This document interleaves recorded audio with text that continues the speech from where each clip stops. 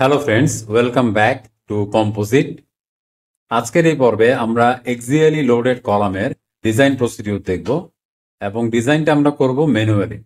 Problem 1 এখানে বলা হচ্ছে determine the allowable design axial load on a 12 inch square short tied column reinforced with 4 number 9 bars.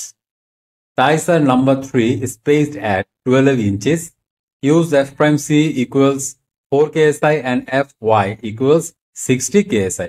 তার মানে 12 inch by 12 ইঞ্চি সাইজের একটা স্কোয়ার শেপ কলাম আমাদেরকে ডিজাইন করতে বলা হচ্ছে, যেখানে আমরা চারটা নাম্বার 9 বার দিয়েছি এবং টাই বারের কথা বলা হচ্ছে number 3 bar spaced at 12 inches, অর্থাৎ 12 ইঞ্চি পরপর এই যে টাই বারটা ব্যবহার করা হয়েছে। আমাদেরকে বলা হচ্ছে use F prime C equals 4 ksi and F Y equals 60 ksi. Okay, smallest dimension of column step number 1 আমরা যেটা করব, আসলে এই যে বিভিন্ন ডাটাগুলো আমরা এখানে বের করে আনছি তার মূল কারণ হচ্ছে এই সূত্র অনুযায়ী বা এই ইকুয়েশন অনুযায়ী আমাদেরকে কি করতে হবে, কলামের ক্যাপাসিটিটা ক্যালকুলেট করতে হবে। এই জন্যই মূলত এখানে যাবতীয় ডাটা ইনপুট দেওয়া। ওকে, আচ্ছা, তো যাই হোক, এখন স্মলেস্ট ডাইমেনশন অফ কলাম আমাদের এখানে বি ইকুয়ালস বসবে 12 ইঞ্চি।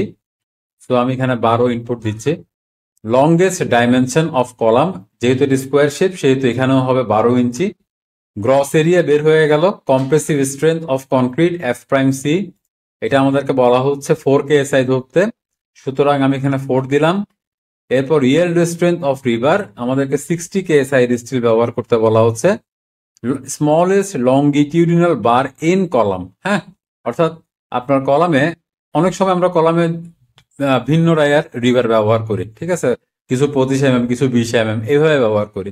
বাট আমাদের এই যে প্রবলেম স্টেটমেন্ট এখানে কিন্তু এমন কিছু বলা হয় নাই, এখানে সরাসরি বলা হয়েছে 4 নাম্বার 9 বার। ওকে, তার মানে ভিন্ন কিছু বা ভিন্ন ডায়ার রিভার আমাদের কলামে প্রেজেন্ট নাই।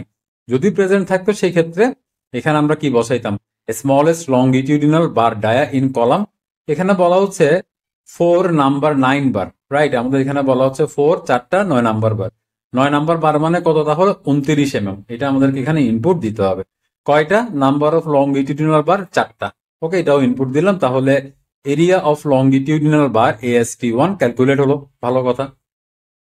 এখন যদি ভিন্ন রায়ার রিভার থাকতো, হ্যাঁ, যদি এখানে ভিন্ন রায়ার কোনো রিভার থাকতো তাহলে সেক্ষেত্রে কি করতাম, আদার লংগিটিউডিনাল বার ডায়া D2, হ্যাঁ, এটা আমাদেরকে ইনপুট দিতে হতো। এটা আসলে হবে নাম্বার, এটা সামহাউ ডিলেট হয়ে গেছে। নাম্বার অফ লংগিটিউডিনাল বার এই জায়গায় বসবে।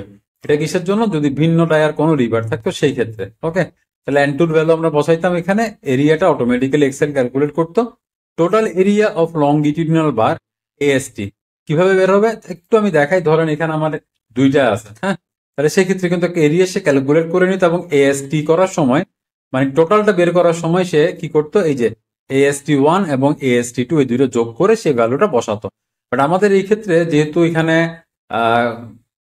4টা বার আছে শুধুমাত্র, নাম্বার 9 ডায়া বার, হ্যাঁ, সেহেতু আমাদের এখানে এই দুইটা পোর্শন নিয়ে কাজ করার দরকার নেই, শুধু উপরের পোর্শনে ডাটা বসালেই চলবে।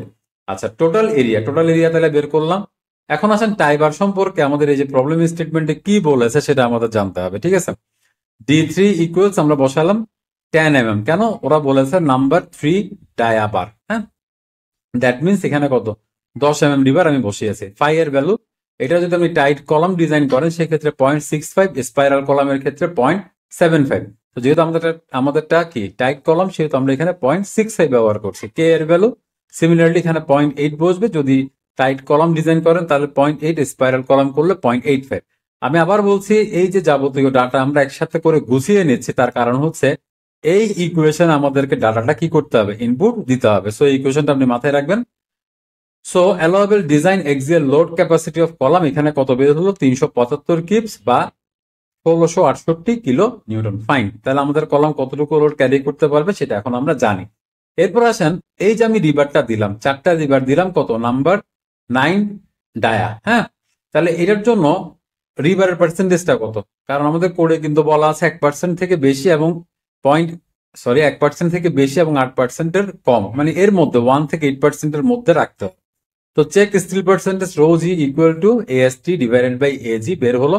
যদি এটা কোনো কারণে 0.9 হয় তাহলে কিন্তু রিডিজাইন করতে বলা হবে, আবার কোনো কারণে যদি 8.1ও হয় তাহলেও রিডিজাইন করতে বলা হবে। আমি ব্যাকে যাচ্ছি, আমাদের ক্ষেত্রে যেহেতু 1 থেকে 8 এর মধ্যে আছে সেহেতু এখানে সে বলছে ওকে।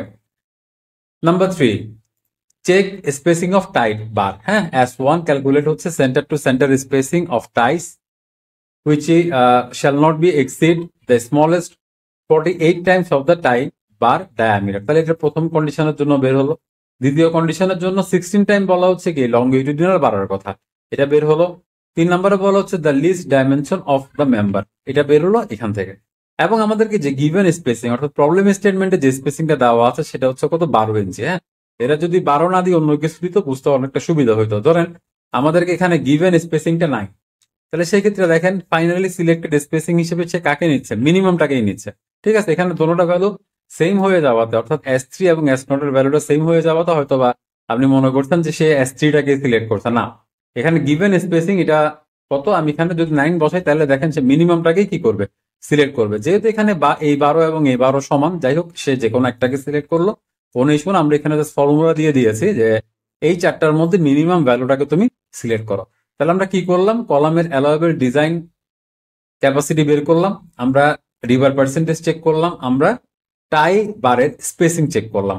তার মানে এক্সিয়ালি লোডের কলামের ডিজাইন প্রসিডিওর আমরা এর মধ্য দিয়ে কমপ্লিট করলাম।